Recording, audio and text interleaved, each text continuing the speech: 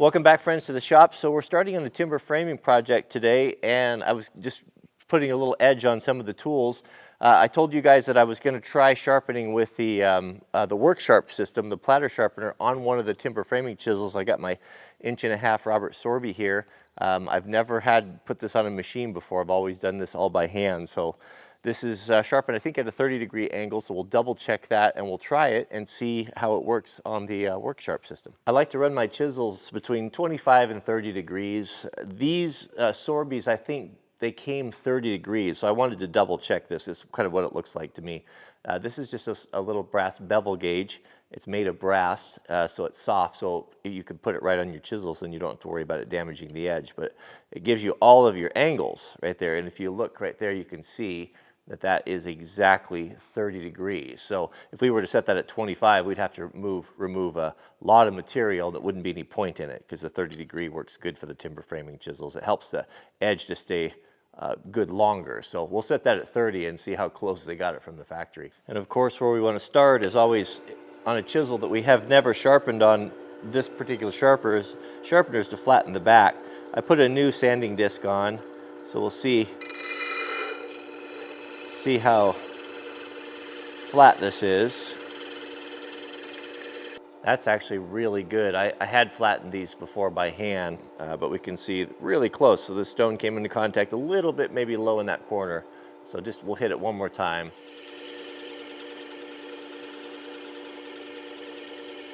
And there we have a very flat back. Now we can introduce this.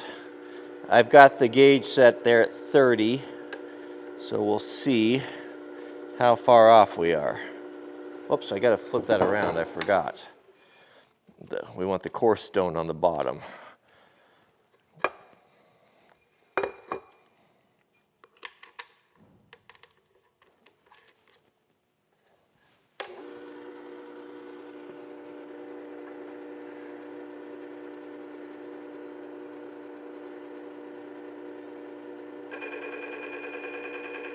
This is pretty interesting here. You can see now how far off I've gotten over the years of hand sharpening this. It's starting to come correct there, to come true to the right angle.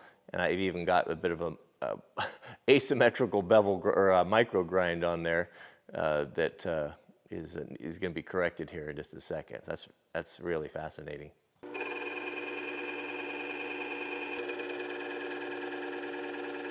That didn't take very long at all. And when I started, I actually had several little nicks in there, almost looked like a serration. And there, that 1.5", that's a big chisel for that small platter grinder, but just in a few minutes, that reprofiled that to just that perfect 30 degrees. Have coarse stones or coarse sandpaper there, you can see the swirls in the steel, but man, oh man, that just works good. We got a flat back now. Very, very sharp, very serviceable right now. It's only going to get better. But what other tool in your shop can you reprofile something of this size so quickly and so precisely?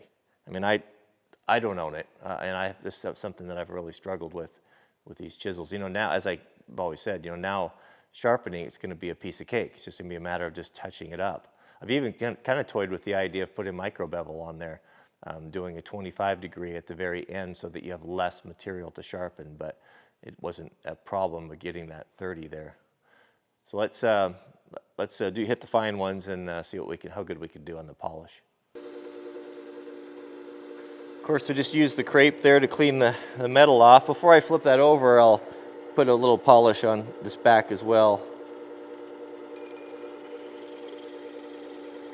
I'm going to replace this paper. I've sharpened quite a bit on it. It's feeling a little bit flat.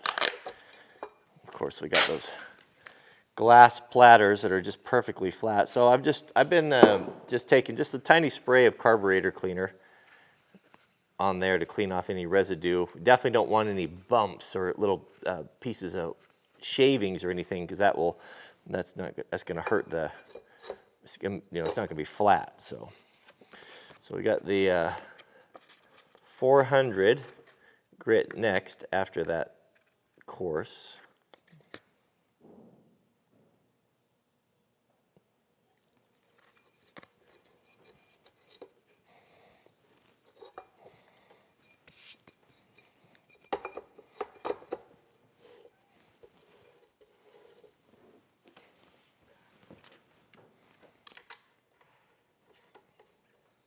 So this is the 400.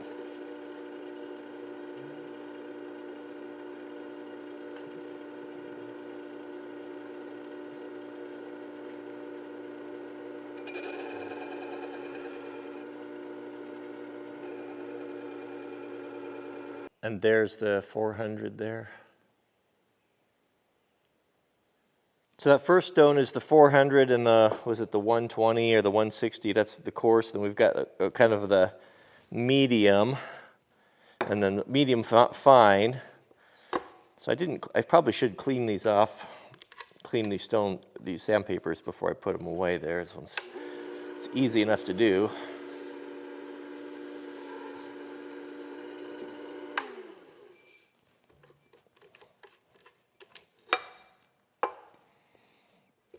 Actually, while we have that on there, I flattened that back, but I want to keep polishing it, so.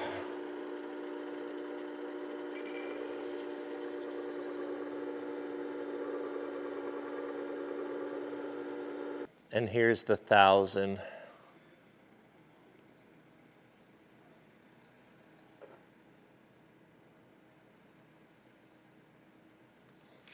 And we'll finish up with 3600.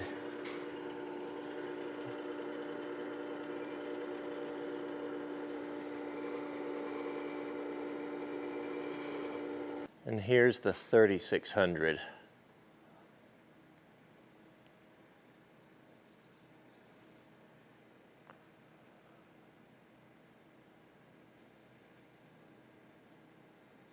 And we'll finish up with the rawhide leather wheel. You really can't consider it finished. This is the polishing compound. Really can't call it finished until you do this. It really finishes it off nicely. So fine.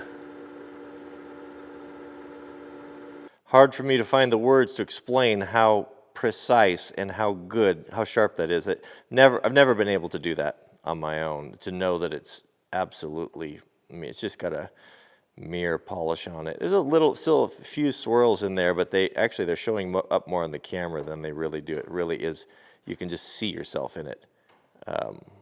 Focus, please. Yeah, it's so shiny. Here's there's some paper, some heavy paper folded up, several layers, just to give you an idea how. Just to give you an idea how sharp this is. I don't know. Let me back off here a little bit. This is a scheme. This is a heavy brochure right here. Look at that.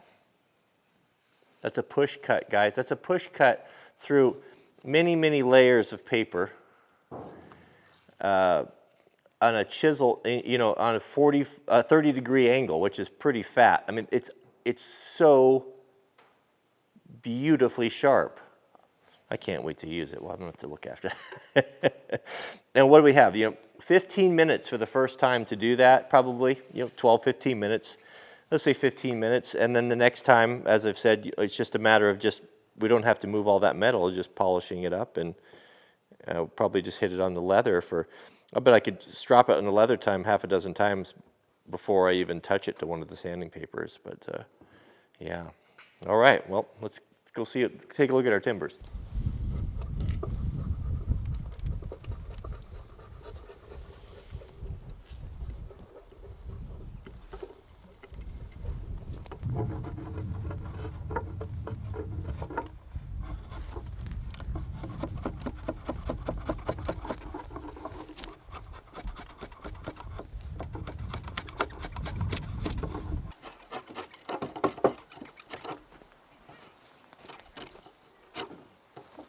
When you see it, you want to have, it's really important to have a very clean edge. Just like, see how clean that is? Mm-hmm. I'll even come down here and trim those like that. And what you're doing is you're lining up your chisel with that shoulder. Mm-hmm. And you see right there how that's sticking out? We'll cut all that off of there. Cut it all, there's even a little bit more.